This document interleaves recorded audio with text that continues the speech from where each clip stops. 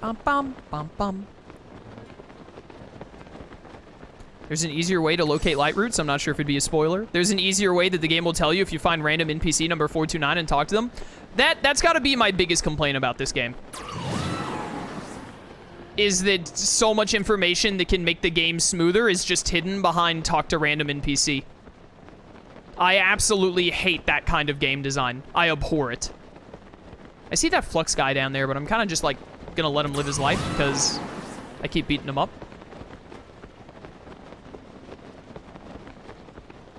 I just want to get as close to this light root as I can before I touch the ground.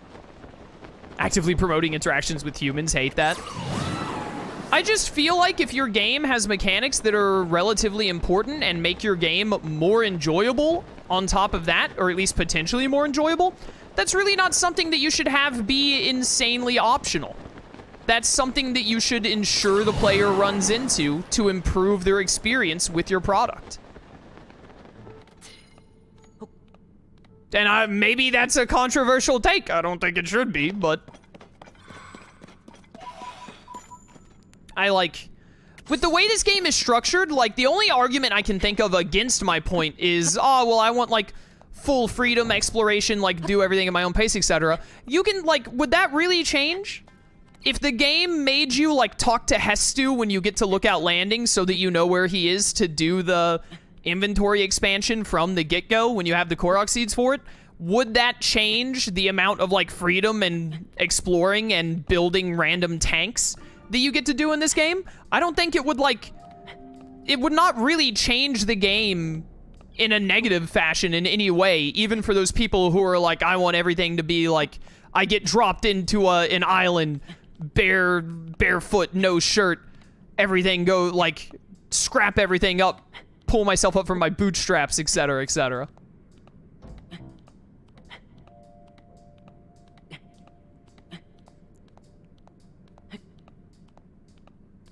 If you have to have something explained by an NPC, make it a non-optional story NPC. Exactly, Shroom, exactly. Even you know.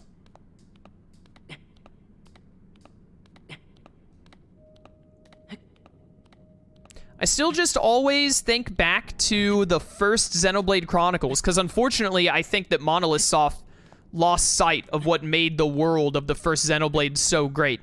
The first Xenoblade Chronicles is incredibly linear. It is a very linear story, a very linear path you have to go down, but the areas that it takes you to, like Aerith Sea and Machna Forest and etc., are huge. They are incredibly big. They all have side quests. They have new side quests and sometimes new areas unlock as you've proceeded the linear storyline further, and it just gives you so much to explore and so much to do.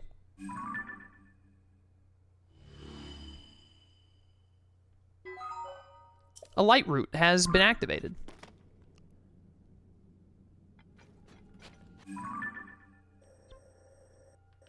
Pa, pa, pa. Can't wait till I get a chance to get this game. It looks so much more fun than Breath of the Wild. It's definitely better than Breath of the Wild. That's undeniable. I think it still has a lot of the issues that Breath of the Wild suffered from, but it is undoubtedly better than Breath of the Wild. Undoubtedly. Here's what I'm gonna do. I'm gonna jump down this hole again. And upon jumping down this hole again, I'm going to start gliding and hope that I can spot the statue that we saw with Joshua earlier. I wish I had known that that statue would have still been important later in the game. When I first went to it and took a picture, I would have put a waypoint on it.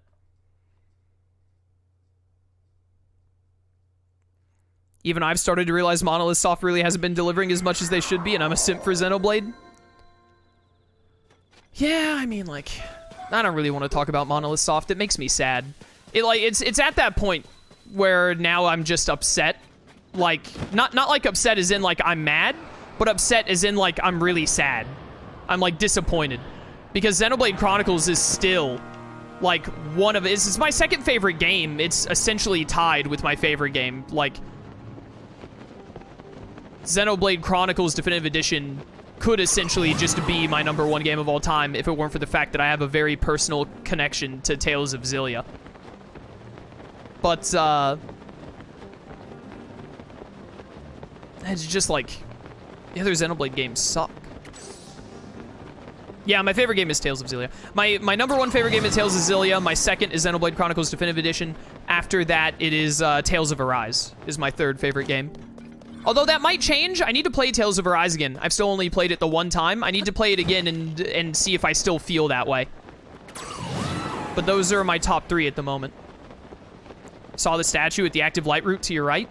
I immediately saw a non-active light route and then tunnel visioned. I'm not mad, I'm just disappointed. Exactly, that's the level I'm at with the Xenoblade franchise and Monolith Soft. I kind of just hope that Monolith is done with Xenoblade now that they did all their future redeemed stuff. Because they obviously aren't making Xenoblade games that I like. And I'm tired of people asking me about the Xenoblade games that I don't like.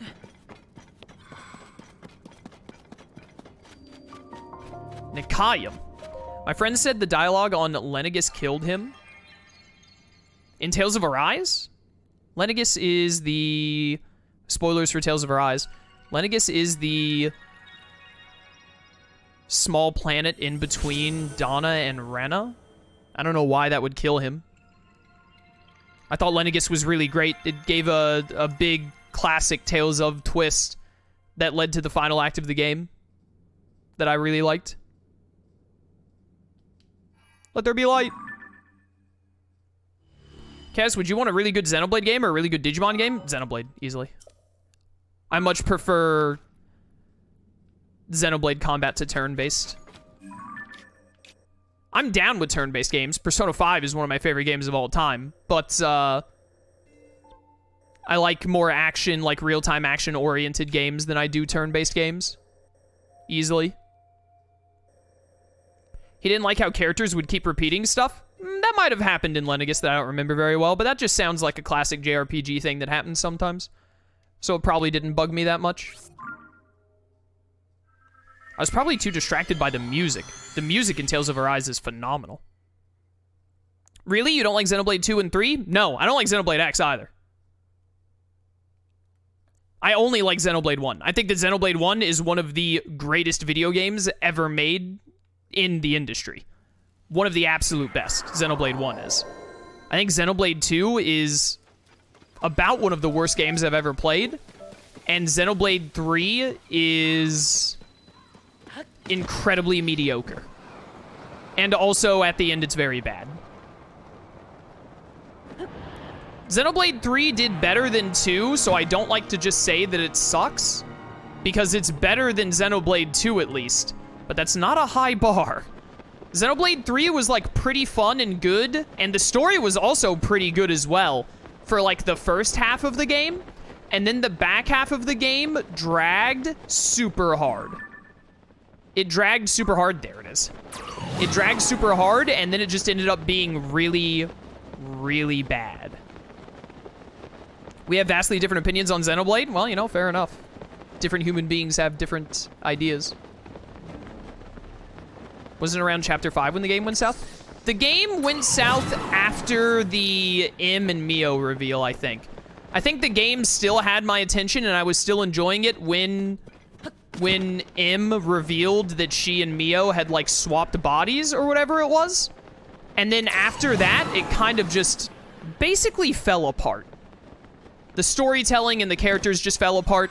The combat started to feel really tedious, just like it did in Xenoblade 2. And at the end of the day, I'm not a huge fan. It's the same thing. I think that games are wrong to... This is like my biggest controversial take, probably. I think that games are wrong. I assume, by the way, that this is... When it says pointing me in the way I need to go, it means the way it's looking. I think that games are wrong to think that more freedom is good. I think that games are at their best when they give you some amount of freedom, yes, in like what you can choose to do and how you can build stuff up and whatnot, but they still keep you in the constraints of what they have designed. kind of like how Tears of the Kingdom and Breath of the Wild just give you way too much open world, and then a lot of the game ends up feeling very tedious and repetitive at times because of that. To me, at least. In Xenoblade 3, the fact that, like, everyone could learn every single class and every single weapon, and you also needed to have them learn and do a lot of those classes to get access to skills and stuff. So you ended up having to just constantly swap around how your characters were playing and making them tread the same path that your other characters had already done, etc., etc. I hated that. That really, like, as soon as that came up in, like, the first 3 hours of the game, I was like, or not even 3 hours, it was like the first 10 hours of the game. In the first, like, 10 hours of the game, I was like, I don't like this. I don't like where they're going with this. And I said as much, but then I gave it a chance. And for a while, it was fine until I got the, like, the 14th or something. There were, like, 30 different classes in that game. By the time I unlocked, like, the 11th class, I was like, all right, I'm sick of this. I'm sick of having to change it all around. I really wish that some of my characters were just very specifically, like, sort of in there. Like, I want this character to be the aggro tank, and I want that to be their thing. I want them to be the meaty aggro tank, like Rhine from Xenoblade 1. I want that to be their thing. And then if I don't want to use that character, I can switch them out for, like, an evasion tank, like Dunban. There's a Frox near me. Hi, bud. How's it going? Hey, Shroom, you seen this lad yet? He's about to eat me. Help. Help. I don't think I've been eaten by one of these before. Eaten. Hello, Scourge of the Depths. I was not expecting to run into you today. I don't think I have, like, any rock hammers. Do I? I have a Royal Claymore, but it doesn't have a thing on it. Can the Master Sword work here? Oh, easily. Never mind, you don't need rock hammers for this. No, don't aim onto him. All right, he's gonna throw me up. He's gonna throw me up. He absorbed me into him instead? That's an option? You can do that? There's Gloom here. Help. He's mad? Hi. Not my Demon King's bow. Help. Hey, one of you stupid ghosts, come here. Okay, I can't activate your ability for some reason. Missed. Help. Help me. Someone shoot him in the eye. By someone, I mean Tulin. He's like the only option. Too high. Aiming at these things is difficult when they're not standing still. Can I just get on you? Nope. Game does not allow. You gotta get the eye shot. I am not good enough at aiming in this game for this. All right, buddy. Time for you to go. This did not go nearly as well as the last time I did this. No more frocks for you.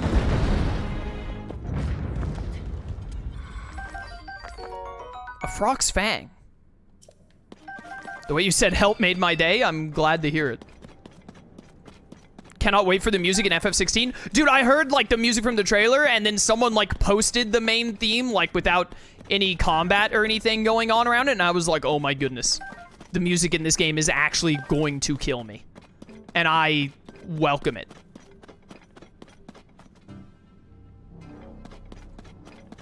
Where are the... There's the statue. That was the more typical first encounter with the frogs? Yeah, it makes sense.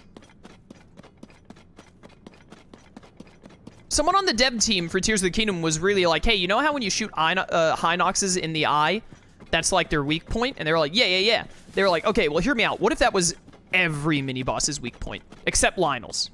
But also, you can still hit them in the face. Also, someone in chat did mention in Xenoblade 3, only healing classes can res characters, and that is by far the worst, like, the absolute worst thing in that game, gameplay-wise. My favorite soundtrack from video games is FF15. I haven't listened to FF15 soundtrack, like, at all in ages, but I should, because I remember really liking it. And FF16 sounds like it's gonna knock it out of the park. Last time you pointed out the frogs felt like a mix between a Talos and a Hinox, and I see it so much now. I mean, it really is. They, again, my main review by the end of this for Tears of the Kingdom is going to be they improved upon Breath of the Wild while still having the majority of Breath of the Wild's flaws. The game still doesn't really feel like it has that much actual variety in it when it comes to enemies and whatnot. The main thing is Gleeoks, and even Gleeoks are still like, hey, shoot them in the eye. Then just, like, run up to them and hit them. But, definitely Tears of the Kingdom has been an improvement overall, but it still has the exact same issues that the formula had in the first place for me. Hi there, guys. I'm at the Grove of Time. I don't really want to deal with any of you. I just want to try and find Ganondorf and see if I can actually finish the game today. There are a lot of you, though, and you're starting to lag my game. Run, Link, run! Ba-da-bum.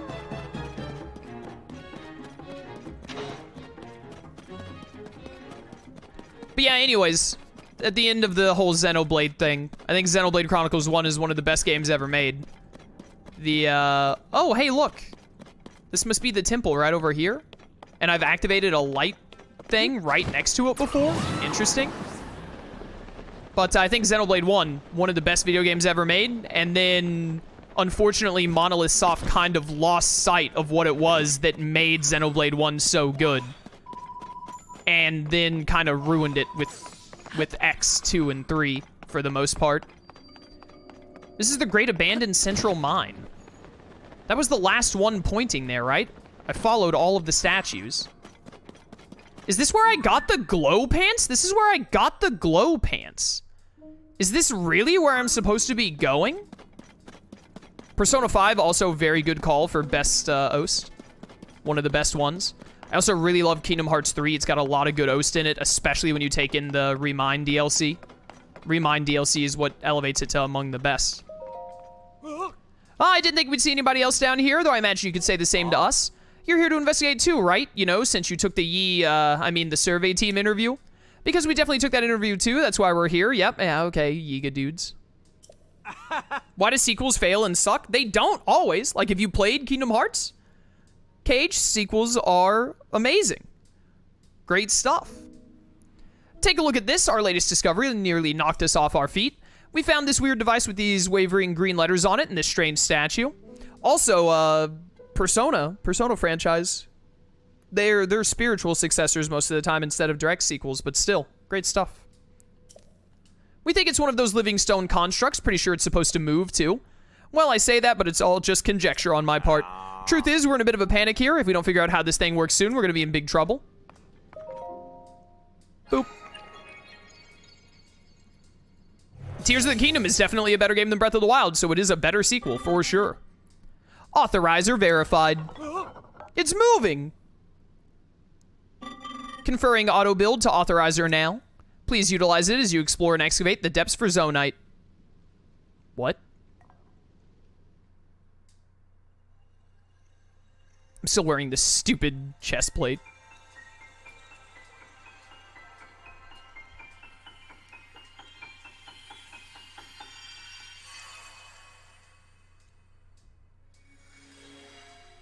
What is this? Autobuild. Oh my goodness! I finally got the last ability on the wheel. Instantly recreate your Ultrahand projects using nearby items in Zonaite. Autobuild records your previous creations. Oh. Did I see what I thought I saw? Did that thing just give you the power we've been researching? That's incredible. Could you give us a demonstration?